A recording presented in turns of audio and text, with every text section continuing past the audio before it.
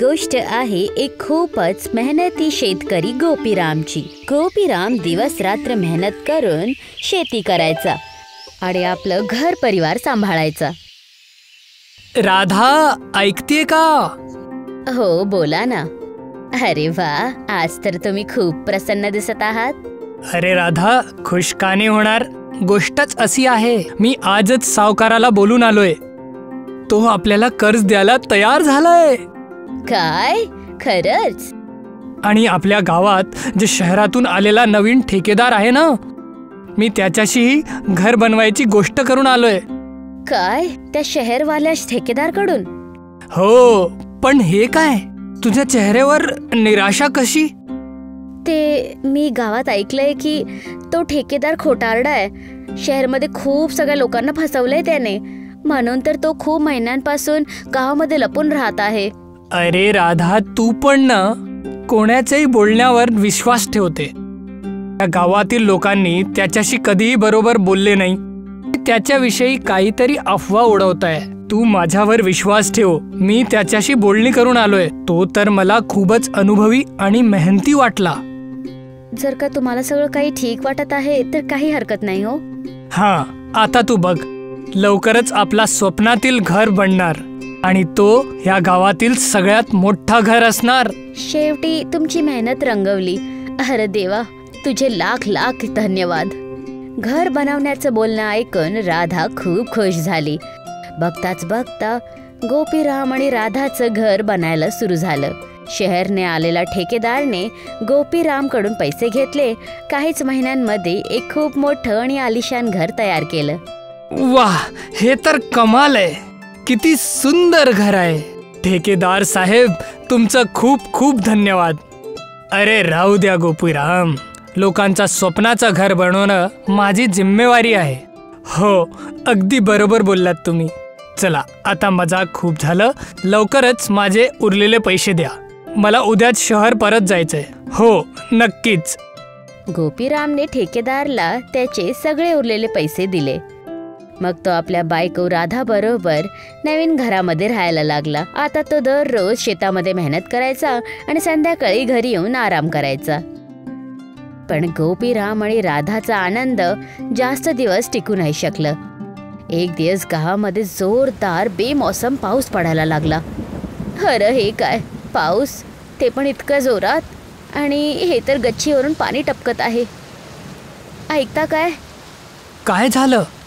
हे बघा, गच्चीवरून किती जास्त पाणी पडत आहे। हे परमेश्वरा, हे काय? नवीन घरात हे पाणी कुठनं पडायला लागलं?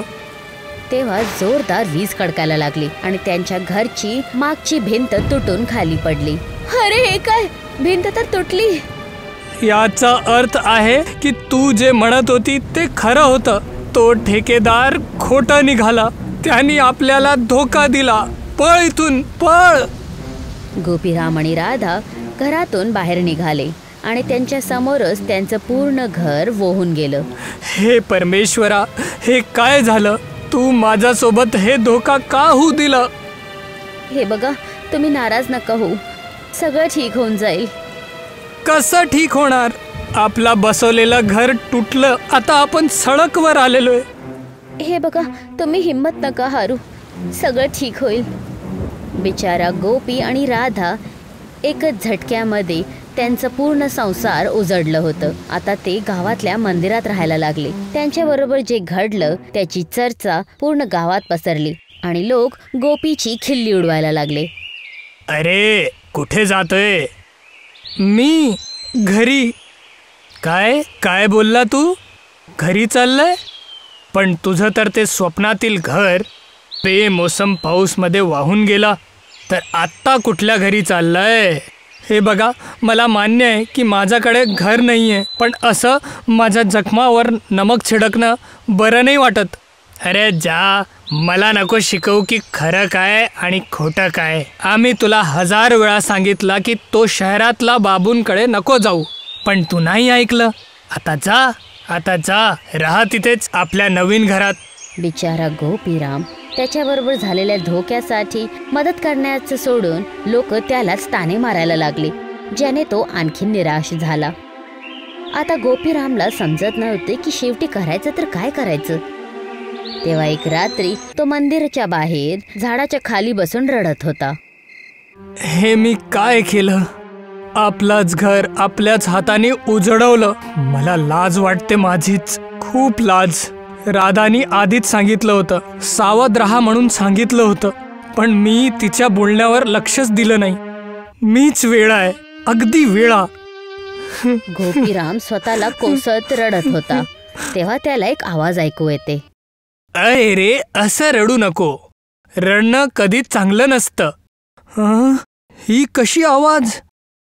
जिंदगीने तुझ्यासोबत खूप अन्याय केलं, पण असं हार मानून रडून काय होणार? तुला याचा सामना करायला आला पाहिजे. परत तेच आवाज. कोण आहे? हे बघा, तुम्ही जे कोणी आहात माझ्या समोर या. आता अजून मजाक नाही. मी आता कोणाच्या जाळामध्ये फसणार नाहीये, म्हणूनच समोर ये. हे तुला फसवण्याची कोणी चाल नाहीये. मी तर इथे तुझी मदत करायला आलोय. मदत? अच्छा, तर समोर ये ना. मी पण बघू की तू कोण आहे आणि माझी मदत का करतोय. तेव्हा झाडाच्या खाली अचानक पानांचा ढेर एकत्रित झाला. अरे, हे काय आहे? तेव्हा चमत्कार झाला. त्या झाडांच्या ढेरमधून एक मोठासा जिन बाहेर पडला. अरे, हे काय? बोल गोपी, कसा आहे तू? आधी हे सांगा की तुम्ही कोण आहात. मी एक जिन आहे जे वर्षानुवर्ष लोकांची मदत करत आहे. मदत? पण कसं? लोक मला त्यांची समस्या सांगतात आणि मी जादूनी त्यांची समस्याचा हल करतो. काय? जादू? हां, जादू. तर सांगा, तुमची समस्या काय आहे? जिनच्या विचारल्यानंतर गोपीरामने अजिबात न थांबत आपल्याबरोबर झालेल्या धोक्याबद्दल सगळं काही त्याला सांगितलं. हे ऐकून जिनला खूप राग आला. काय? हे तर फारच वाईट झालंय तुझ्यासोबत. बोल, तुला काय हवंय? मी तर फक्त इतकंच बोलतोय की माझं घर परत बनून जाऊ आणि त्या ठेकेदाराला त्याची शिक्षा भेटायला पाहिजे. त्याचाचमुळे माझे सगळे पैसे गेले, वरून कर्ज पण आहे. मला फक्त ह्या सगळ्यांपासून छुटकारा हवंय. गोपीरामचं बोलणं ऐकून जिनला त्याच्यावर दया आली. तो त्याला तिथे घेऊन गेला जिथे त्याचं घर तुटलेलं होतं. अरे, तुम्ही मला इथे का घेऊन आलात? आता सांगतो. हे दिव्यशक्त्यांनो, माझं ऐका. ह्या गरीबचं घर त्याला परत करा. ओम चिकलिकी बका ओम. जिनच्या मंत्रांनी चमत्कार झाला. तुटलेल्या सगळ्या इटा हव्यामध्ये पोहायला लागल्या आणि जिनच्या आदेशावर एकावर एक जुडल्या. त्याचबरोबर जिनने आपल्या जादूने त्या इटांवर सिमेंटची एक परत सुद्धा चढवली. मग नारळाच्या झाडाच्या पानांनी बनलेल्या गच्चीला त्याने त्या 4 भिंतीवर लावून पूर्ण घर उभं केलं. बघताच बघता सकाळ झाली आणि गोपीरामच्या समोर तसंच घर उभं होतं जसं त्याला हवं होतं. अरे, हे तर चमत्कार झालं. तुम्ही माझं पूर्ण घर परत तयार केलं. धन्यवाद, तुमचा खूप खूप धन्यवाद. तुम्ही सूरजची नवीन किरणमुळे माझा नवीन संसार बसवलं. अरे, तू तर इतक्यामध्येच खुश झाला. तुझ्यासाठी माझ्याकडे अजून एक आश्चर्य आहे. तेव्हा जिनने जोरात टाळी वाजवली आणि खरोखरच चमत्कार झाला. जिनने त्या शहरवाल्या ठेकेदारला आपल्या जादूने गोपीरामच्या समोर घेऊन येऊन उभं केलं. गोपीरामने बघितलं की ठेकेदार एका हातरुणात झोपलेला आहे. हळूहळू त्याला होश आला आणि तो बघतो की गोपीराम त्याच्या समोर उभा आहे. हे मी कुठे आहे? गोपी म्हणजे मी हे कसं झालं? मी तर शहरात होतो. मी इथे कसं काय आलं? हे सगळं तर माझ्या जादूची कमाल आहे. आता तू लवकरच गोपी सोबत केलेल्या धोक्याची माफी माग, वरना आत्ता तर तू इथेच आहे. पण जर तू तुझे गुन्हा नाही कबुलले तर मी तुला तिथे पोहोचवणार जिथून परत येणं नामुमकिन आहे. जिनची धमकीने घाबरून ठेकेदार ठाण्याला गेला आणि स्वतःला पोलीसच्या हवाला टाकून दिलं. त्याचबरोबर त्याने गोपीरामचे सगळे पैसे पण पुन्हा परत दिले, ज्याने गोपीरामने आपला पूर्ण कर्ज चुकवला. आता तो आणि राधा आनंदात आपल्या नवीन घरी राहायला लागले, जिथे पुन्हा प्रेम, शांती आणि आशाचा वास होता.